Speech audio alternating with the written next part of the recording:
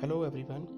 आज हम शुरू करेंगे कक्षा 9वीं का साइंस का चैप्टर नंबर 7 जो है हमारा जीवों में विविधता, that is diversity in living organism. तो इसमें सबसे पहले जैसे चैप्टर में हम आज इंट्रोडक्शन थोड़ा सा पढ़ेंगे कि ये विविधता क्या होती है और हमें जीवों का वर्गीकरण करने की आवश्यकता क्यों पड़ी, ठीक है, और किन किन वैज्ञानिकों ने किस प्रकार से वर्गीकरण की प्रक्रियाएं दी।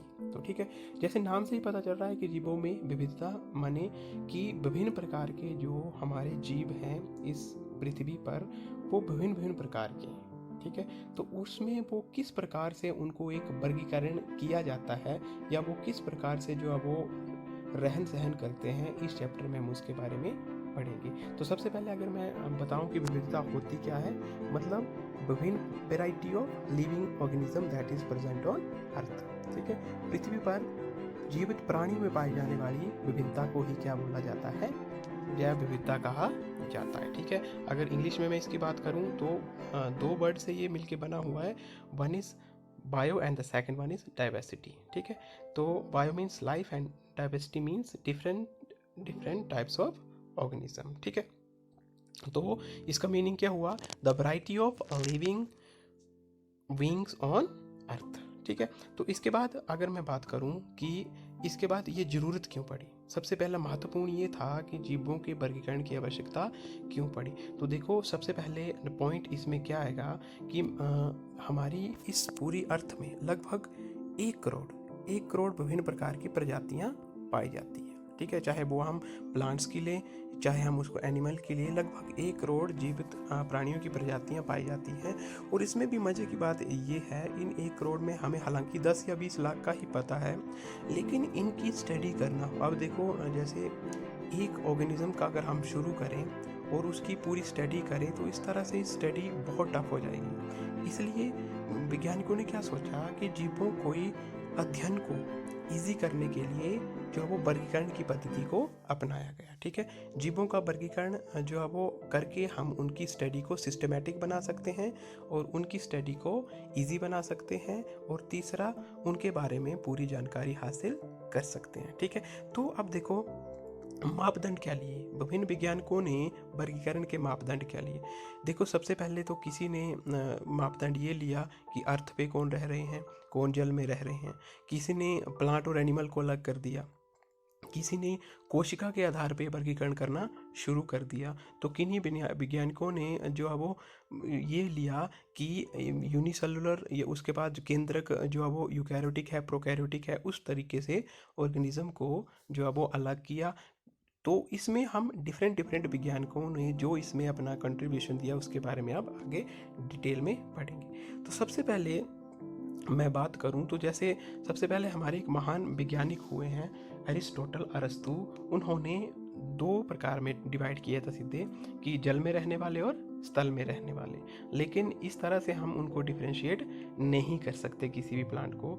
उसके बाद जो पहला हमारे पास मेन जो कंट्रीब्यूशन इसमें रहा वो रहा कार्ल लिन्नेस का, ठीक है। तो 2 जगत प्रणाली, ये कई बार क्वेश्चन कॉम्पिटिटिव एग्जाम में पूछा जाता है कि वर्गीकरण की 2 जगत प्रणाली किसने दी थी, कार्ल लिन्नेस ने दी थी, जिसमें उन्होंने जो जीव है उनको 2 भागों में डिवाइड किया था, एक एनिमलिया और दूसरा प्लांटी।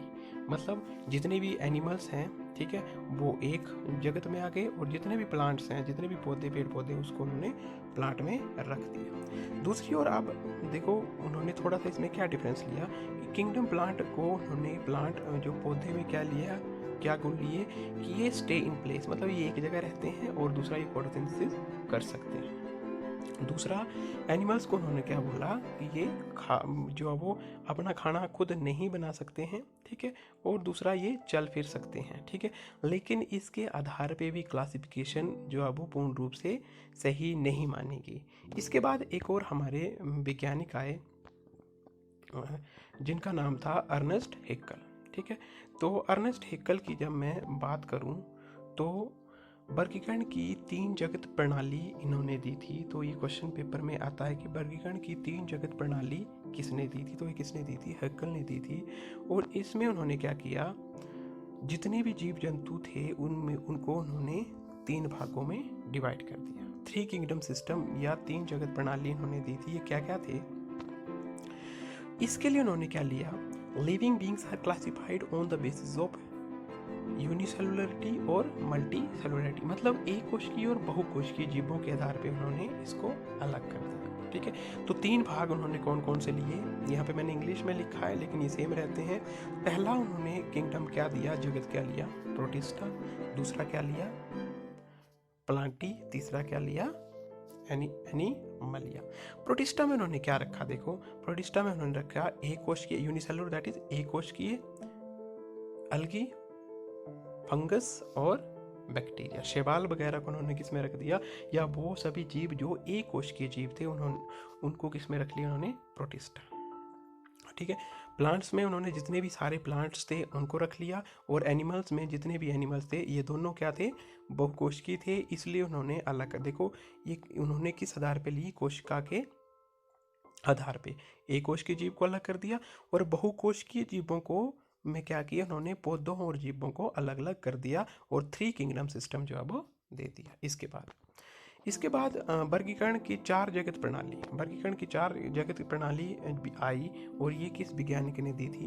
कोपलैंड ने दी थी। ठीक है, ये क्या थी? उन्होंने 4 भागों में जीवों को डिवाइड करा था, और ये क्या क्या थे? यहाँ पे वो एक और ले आए।